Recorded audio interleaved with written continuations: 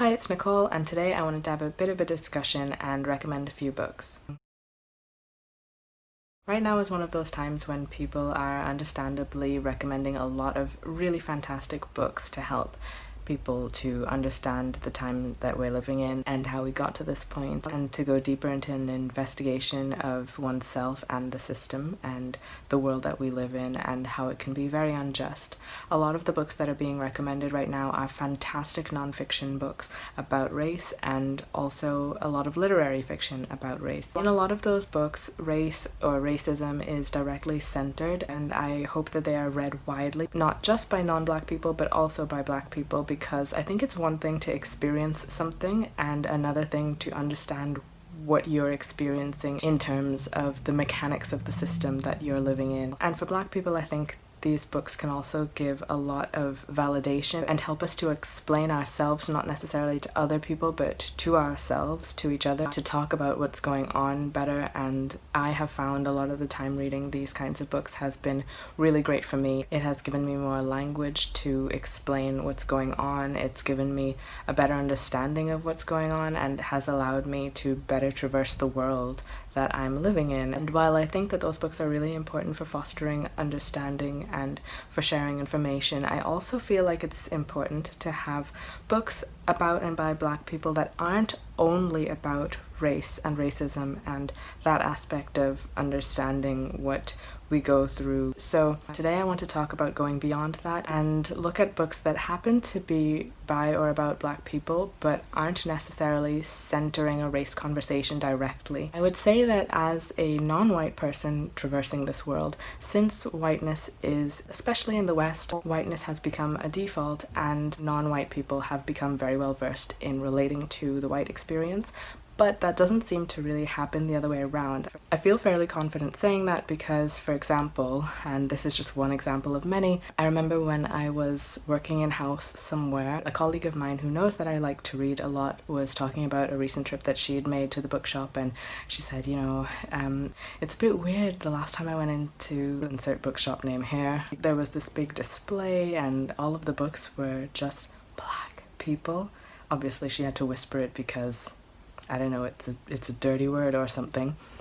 And I just said to her, well, it is Black History Month, so that's probably why. And I feel like it's just interesting that a white person can see a display table of lots of non-white faces and say that's weird, whereas when I go into a bookshop, no matter where in the world I am, and I see a display table of books full of white faces, I don't think, oh, that's kind of weird, are they doing a thing here? I just know that that's the world that I live in, and that's kind of sad, I think. But I just tell that story to show that I think it would help to have more examples of books that are just books that happen to be by or about non-white people, or by non-able-bodied people, or non-cis people, non-hetero people, that kind of thing, because I think that helps us to not only relate more in an everyday kind of way to other people, but I think it also helps to create a more three-dimensional view of what other people are. They're not just some sort of societal problem, they are fully rounded human beings. So all of that to say, here's a little list of books that I don't think are popping up in any of the big recommendation books lists, because if you want that kind of thing, there are so many lists out there right now. There are so many videos and articles and all sorts of things telling you about all of those kinds of books, and I have found by and large they are the same books cropping up all the time.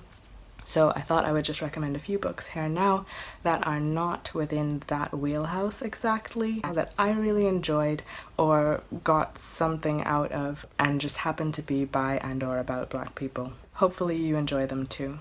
First book I want to mention is Little Black Book by Otegha Uwagba. This book is sort of a handbook for professional women. I found this book really helpful. I feel like for me, because I do look into a lot of these things, pretty regularly, so a lot of these things served more as a reminder for me personally, but I do think that this is a cool little book for any professional women to have, and maybe it would be a great gift to give to any professional women or women wanting to especially go freelance or anything like that. The next book on my list is Confessions of a Domestic Failure by Bunmi Laditan. There are a few things that I like about this book. First of all, it's from a genre that I'm realizing now that I actually quite like, and that is chick lit books by BAME authors read at a slightly higher speed than normal. This book in particular I think I partly like because firstly, there's no reference at all to race in any way, and it's almost like imagining a world where that doesn't exist, and that's kind of fun for me sometimes.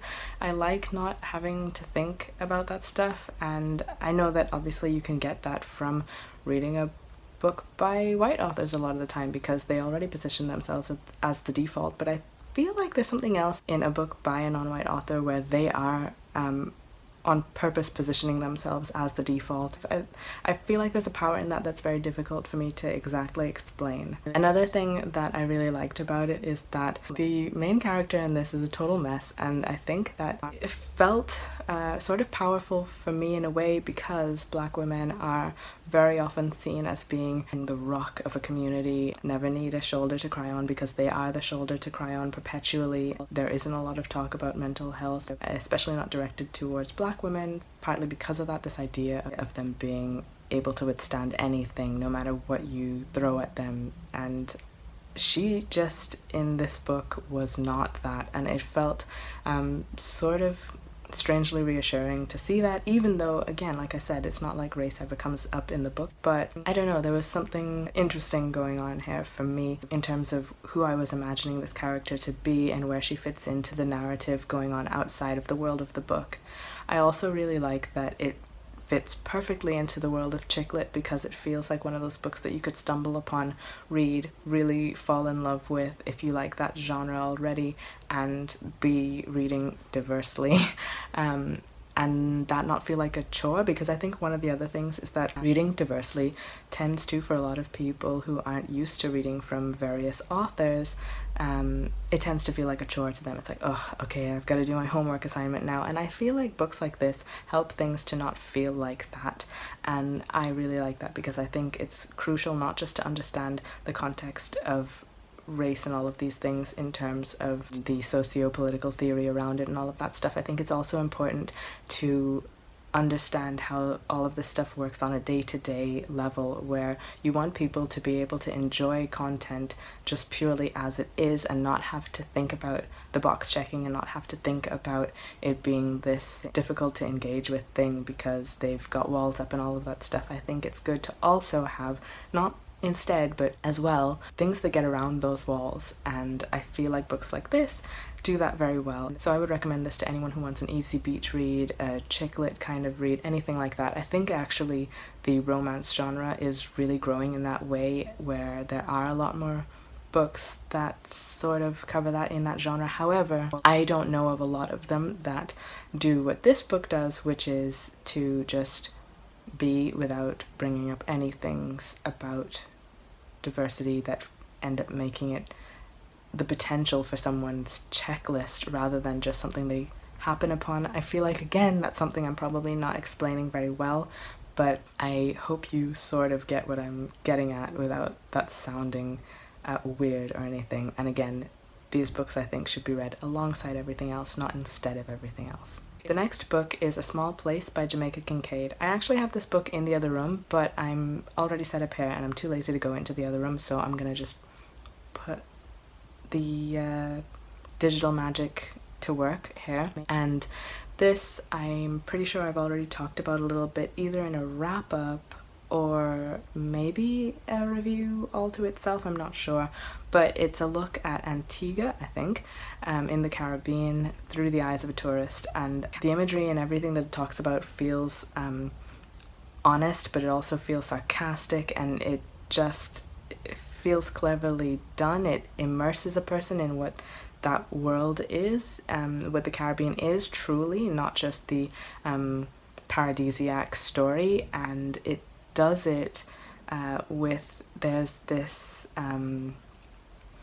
knowing there, and it feels a little bit bitter in its tone, and it's really snappy, really sarky, and I think you can just really get into that kind of feel about it. It doesn't feel like it has the same tone as a lot of the other things that I've read from the Caribbean. That said, I don't feel like I've read a lot from the Caribbean yet, and I am from the Caribbean, so that's kind of a shame. That's also why I will be joining Caribathon this month in June, reading a few more books from the Caribbean, because it's something that I've wanted to do for a while now and I've been doing slowly, but hopefully this month I will front load a lot more Caribbean books and get to them more quickly and continue doing that in future as well. Anyway, I liked this book a lot, if you couldn't tell. I did and still kind of do worry that if you're not familiar with a Caribbean place in the first place, this might be, I don't want to say confusing because I think that discredits the reader, but I just feel like sometimes you have to understand the reality of a place before you can understand any critique of it, and I wonder if this might be that situation. I feel like it probably will be to some extent. However, I do think it's worth reading anyway, and then just continuing to read more widely from the region so that your story of that region is more developed and three-dimensional. The last one I'm going to talk about is My Name is Leon by Kit DeWall. This one is the book that talks the most about race. I don't remember if I've talked about this book on my channel before, but it follows a mixed child. I think he's maybe 8 or something, he's quite young, and his mum is in a bad way, and she has had a second kid with a white guy, and she eventually gets both of her children taken off of her because she is in a bad way. And Leon, the mixed child, and his little brother, who is white, get separated, and ostensibly for their own good, because they're more likely to be able to place Leon's little brother. It's a lot to read, and it's definitely more on the heavy-hitting side than it is on the jaunty chick lit side, obviously. I think it fits in with the group of books that people pick up when they want an immersive read that also feels really understandable. I don't think that's the best way to phrase it, because it feels like a nothing thing to say. Like, what does it mean? It's really understandable. It's like super relatable. It's set in the 70s or 80s? I think it's 70s. I think it's set in the 70s. And it touches on so many things to do with race. But the reason I put it here is because it's actually the book that I gifted one Christmas to the colleague that said that thing to me about it being weird that there's all these Black books in the bookshop during Black History Month, and she actually really loved it. So, and I knew she would as well. I could just tell. It's one of those books, you know.